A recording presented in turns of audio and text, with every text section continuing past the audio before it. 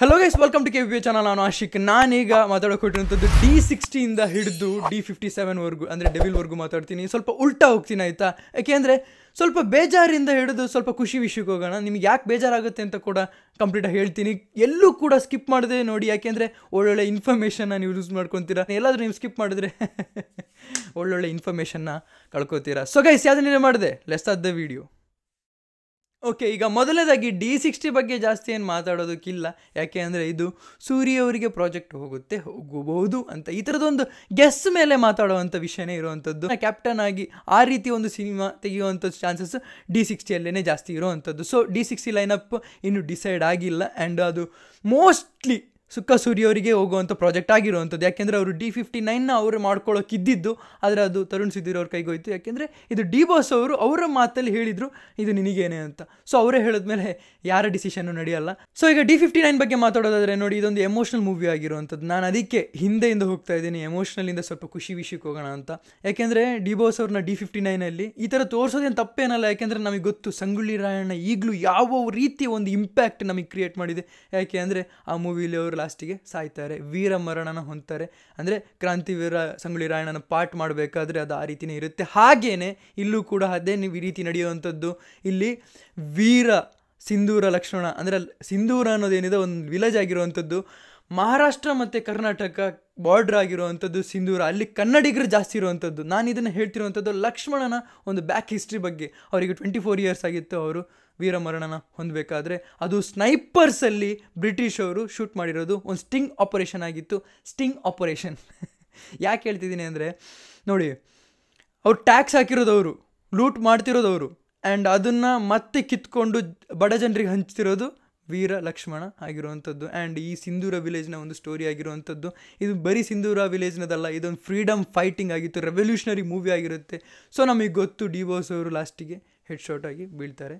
So ಅದು ತುಂಬಾ emotional moment ಆಗಿರುತ್ತೆ ಕೂಡ. ಆ್ಯಂಡ್ ಲುಕ್ ವೈಸ್ ನನಗೆ ಪೋಸ್ಟರ್ ನೋಡಿ ನನಗೇನು ಅನಿಸಿದ್ದು ಅಂದರೆ, ಲೈಕ್ ಒಂದು ವೈಬ್ ಕೊಡ್ತು. ಯಾವ ವೈಬ್ ಕೊಡ್ತು ಅಂದರೆ, RRR ರಾಮ್ ಚರಣ್ ಅವರ ಗೆಟಪ್ ಹೇಗಿರುತ್ತೆ ಆ ರೀತಿ ಗೆಟಪ್ ಇತ್ತು. ಆ್ಯಂಡ್ ತುಂಬಾ ಖುಷಿ ಆಯಿತು ಕೂಡ. ಅಂದರೆ ಇವರು ಇನ್ನೂ ಫಿಟ್ ಆ್ಯಂಡ್ ಫೈನ್ ಆಗ್ತಾನೆ ಹೋಗ್ತಾ ಇದ್ದಾರೆ. ನನಗೆ ಒಂದು ಟೈಮಲ್ಲಿ ಏನು ಅನಿಸ್ತಿತ್ತು ಅಂದರೆ, ಓಕೆ ಡಿ ಬಾಸ್ ಅವ್ರಿಗೆ ಏಜ್ ಆಗ್ತಾ ಇದೆ, ಓಕೆ ಏಜ್ ಆಗುತ್ತೆ ಅವ್ರ ರೀತಿ ಕಾಣಿಸ್ತಾ ಇದ್ದಾರೆ. ಇಲ್ಲ, ಅವರು ಇನ್ನು ಬರ್ತಿರೋ ಲೈನಪ್ ಎಲ್ಲ ನೋಡ್ತಾ ಇದ್ದರೆ ಆ್ಯಂಡ್ ಲುಕ್ ವೈಸ್ ನೋಡ್ತಾ ಇದ್ದರೆ D57 ಆಲ್ರೆಡಿ ನೀವು ನೋಡಿದ್ದೀರಿ. ಲುಕ್ ವೈಸಲ್ಲಿ ಎಷ್ಟು ಇಂಪ್ರೂವ್ಮೆಂಟ್ ಆಗಿದ್ದಾರೆ. ಅವರು ಡಯಟ್ಸ್ ಎಲ್ಲ ಚೇಂಜ್ ಮಾಡ್ತಾ ಇದ್ದಾರೆ. ಅವರು ತುಂಬಾ ಹೆಂಗಾಗ್ತಾ ಹೋಗ್ತಾ ಇದ್ದಾರೆ.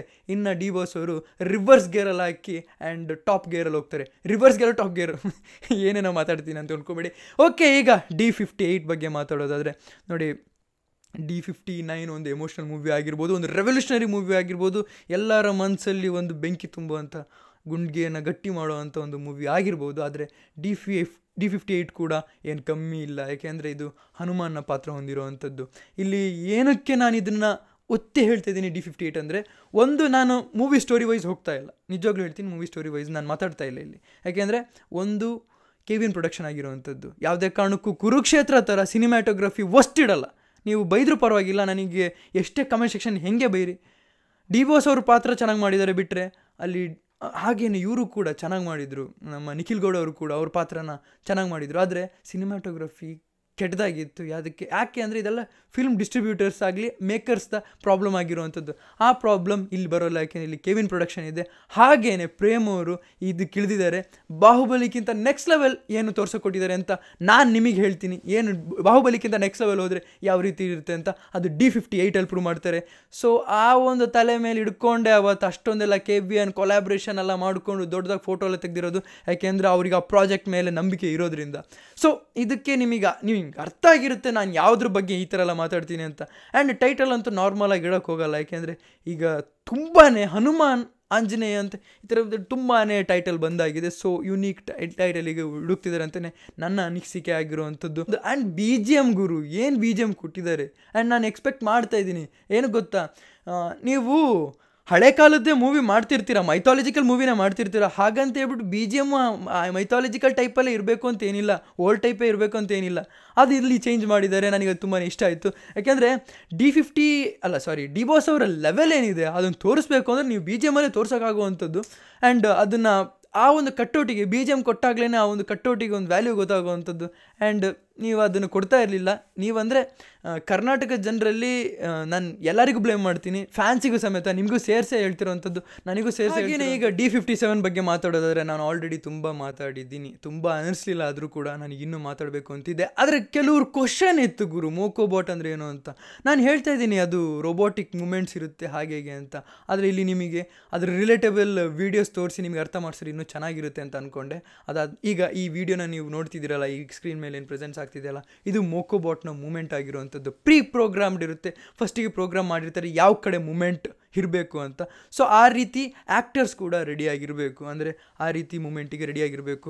ಆ್ಯಂಡ್ ಆ್ಯಕ್ಟರ್ಸ್ ಎಫರ್ಟ್ ಏನು ಅಷ್ಟೇನಿರಲ್ಲ, ಆದರೆ ಆ ಜಾಗಕ್ಕೆ ಕರೆಕ್ಟಾಗಿ ನಿಂತ್ಕೊಂಡಿರಬೇಕು, ಆ ಆ್ಯಂಗಲಿ ಕರೆಕ್ಟಾಗಿ ತಿರುಗಿರಬೇಕು, ಇದೊಂದು ಎಫರ್ಟ್ ಹಾಕಬೇಕಾಗುತ್ತೆ. ಆ್ಯಂಡ್ ಯಾವುದೇ ಕಾರಣಕ್ಕೂ ಕ್ಯಾಮ್ರಾಮ್ಯಾನಿಗೆ ಎಫರ್ಟ್ ಇರಲ್ಲ, ಫಸ್ಟಿಗೆ ಪ್ರೀ ಪ್ರೋಗ್ರಾಮ್ಡ್ ಆಗಿರೋವಂಥದ್ದು. ಸೊ ಇಲ್ಲಿ ಯಾವುದೇ ಕಾರಣಕ್ಕೂ ಅದು ಹಂಗೆ ಬಂತು ಸರಿಯಾಗಿ ಬರಲಿಲ್ಲ ಅಂತ ಯೋಚನೆ ಮಾಡುವಂಥ ಅಗತ್ಯ ಇಲ್ಲ ಮೋಕೋಬಾಟ್ ಇದ್ದಾಗ, ಯಾಕೆಂದರೆ ಅದು ಮೋಕೋಬಾಟು ಪ್ರೀ ಪ್ರೋಗ್ರಾಮ್ಡ್, ಅದು ಸರಿ ಮಾಡುತ್ತೆ. ಆದರೆ ಡಿ ಬಾಸ್ ಅವರು ನಿಜವೂ ಹೇಳಿದ್ನಲ್ಲ, ಅಪ್ರಿಷಿಯೇಟ್ ಮಾಡಿದೆ, ತುಂಬಾ ಅಪ್ರಿಷಿಯೇಟ್ ಮಾಡಿದೆ, ಯಾಕೆಂದರೆ ಅದೆಲ್ಲ ಪರ್ಫೆಕ್ಟಾಗಿ ಬಂದಿತ್ತು, ಪರ್ಫೆಕ್ಟ್ ಸಿಂಕಲ್ಲಿತ್ತು. ಆ್ಯಂಡ್ ಎಲ್ಲೂ ಕೂಡ ನನಗೆ ಇದು ಇಲ್ಲ ಗುರು, ಇಲ್ಲಿ ಲೆವೆಲ್ ಚೂರು ಕಡಿಮೆ ಆಯಿತು ಅಂತ ಅನ್ನಿಸ್ಲೇ ಇಲ್ಲ. D57 ಡೆವಿಲಲ್ಲಿ, ಆ್ಯಂಡ್ ಡೆವಿಲ್ ಇಸ್ ಬ್ಯಾಕ್ ಅಂತ ಹೇಳ್ತಾ ಇದ್ದೀನಿ. ನಾನು ಇಷ್ಟು ಲೈನಪ್ಪಲ್ಲಿ ನಾನು ತುಂಬಾ ಎಕ್ಸೈಟೆಡ್ ಆಗಿರೋದು. ನಿಮಗೆ ಗೊತ್ತಿರುತ್ತೆ ಅನ್ಕೊತೀನಿ, D57 ಅಷ್ಟೇನು ಇರಲ್ಲ ಗುರು ಅಂತ ಅನ್ನೋ ರೀತಿ ನನ್ನ ಪ್ರೀವಿಯಸ್ ವೀಡಿಯೋಸ್ ಎಲ್ಲ ಇದ್ದಿದ್ದು. ಆದರೆ ನನಗೆ ಇಡೀ ಲೈನಪ್ಪೇ ಉಲ್ಟಾ ಆದಂಗೆ ಕಾಣಿಸ್ತಾ ಇದೆ. D57ನ ಮೇಲೆ ಇಡ್ತಾ ಇದ್ದೀನಿ ಈಗ, D58 ಆಮೇಲೆ D59ನ ಸೆಕೆಂಡಲ್ಲಿ ಇಡ್ತೀನಿ, D58 ಆಮೇಲೆ ಬರ್ತಾ ಇದೆ. ನೋಡಿದ್ರೆ ಲೈನಪ್, ನಾನು ಕಂಪ್ಲೀಟ್ ಲೈನಪ್ನೇ ನಾನು ಉಲ್ಟಾ ಮಾಡಾಕಿದ್ದೀನಿ. ನಾನು ಅಂದ್ಕೊಂಡಿದ್ದೆಲ್ಲ ಉಲ್ಟಾ ಆಗೋಗಿದೆ, ಪರವಾಗಿಲ್ಲ, ನಾನು ಖುಷಿಯಾಗಿದ್ದೀನಿ ಕೂಡ. ನಿಮಗೇನು ಅನಿಸುತ್ತೆ ಕಮೆಂಟ್ ಸೆಕ್ಷನ್ ತಿಳಿಸಿ. ನೀವು ಎಷ್ಟೇ ಈ ವಿಷಯದಲ್ಲಿ ನಾನು ಹೇಟ್ ಮಾಡೋಕೆ ಹೋಗ್ಬಿಡಿ, ಯಾಕೆಂದರೆ ಇದೆಲ್ಲ ನನ್ನ ಒಪಿನಿಯನ್ ಆಗಿರುವಂಥದ್ದು. ನಿಮ್ಮ ಒಪಿನಿಯನ್ ನೀವು ಹೇಳಿ, ನಾನು ಓದ್ತೀನಿ, ಓಕೆ ಆಗಿರ್ಬೋದು ಇದಿರ್ಬೋದು ಅಂದ್ಕೊತೀನಿ, ತಪ್ಪೇನಿಲ್ಲ. ಆದರೆ ನನ್ನ ಒಪಿನಿಯನ್ ಚೇಂಜ್ ಮಾಡೋಕೆ ಹೋಗ್ಬಿಡಿ, ಯಾಕೆಂದರೆ ಇದು ನನ್ನ ಮಾತ್ರ ಒಪಿನಿಯನ್ ಆಗಿರುವಂಥದ್ದು. ನಿಮಗೇನು ಅನಿಸುತ್ತೆ ಕಮೆಂಟ್ ಸೆಕ್ಷನ್ ತಿಳಿಸಿ ಅಂತ ಹೇಳ್ತಾ ಇವತ್ತಿನ ವಿಡಿಯೋ ಇಷ್ಟ. ನಿಮ್ಮ ಡೈಲಿ ಕರೆಕ್ಟ್ ಮಾಡಿ, ಶೇರ್ ಮಾಡಿ, ಚಾನಲ್ ಸಬ್ಸ್ಕ್ರೈಬ್ ಮಾಡಿ. Keep watching, love you all, piece.